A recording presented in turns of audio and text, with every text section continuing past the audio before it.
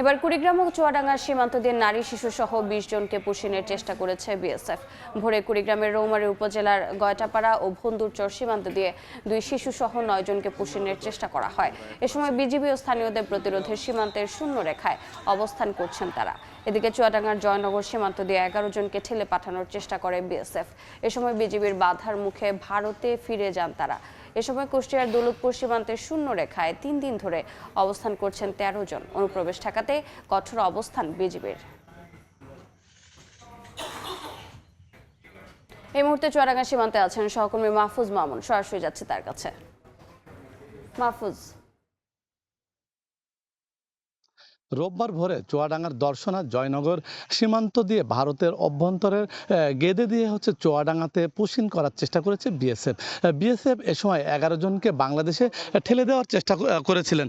BSF তাদেরকে push in করার চেষ্টা করেছিলেন। সেখানে বিজিবির কড়া তৎপরতায় বিএসএফ পুশিন প্রতিরোধ করা সম্ভব হয়েছে। বিএসএফ এখনো তাদেরকে সীমান্তের ওই পারে রেখেছে।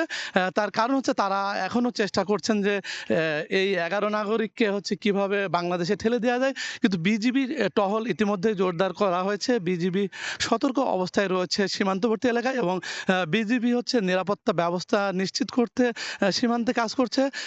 সকাল থেকেই বিজিবি টহল চোখে পড়ার মতো। বিজিবি তাদের সর্বোচ্চ চেষ্টা করছেন যে সীমান্তে কোনো ধরনের পুশিন যেন না হয়, সেটা প্রতিরোধেই তারা চেষ্টা করছেন। তারা নিরলসভাবে কাজ করছে, সীমান্ত রক্ষায় তারা কাজ করছেন। বিএসএফ অবৈধভাবে ১১ জনকে পুশিন করার চেষ্টা করছেন, সেটা ব্যর্থ হয়েছে। বিএসএফ চেষ্টা করেছিল, বিজিবির প্রতিরোধের কারণে সেটা প্রতিরোধ করা সম্ভব হয়েছে। গতকাল দুপুরে চুয়াডাঙ্গা জয়নগর সীমান্তবর্তী এলাকার শূন্য রেখায় এক বাংলাদেশি প্রবেশ করলে সেখান থেকে বিএসএফ এক বাংলাদেশিকে ধরে নিয়ে গেছে। আমরা যতটুকু জেনেছি তাকে স্থানীয় থানায় সোপর্দ করা হয়েছে। এই ছিল চুয়াডাঙ্গা থেকে সীমান্তের সর্বশেষ। চুয়াডাঙ্গার সীমান্তবর্তী এলাকা থেকে পুশিনের সর্বশেষ জানাচ্ছিলেন সহকর্মী মাহফুজ মামুন।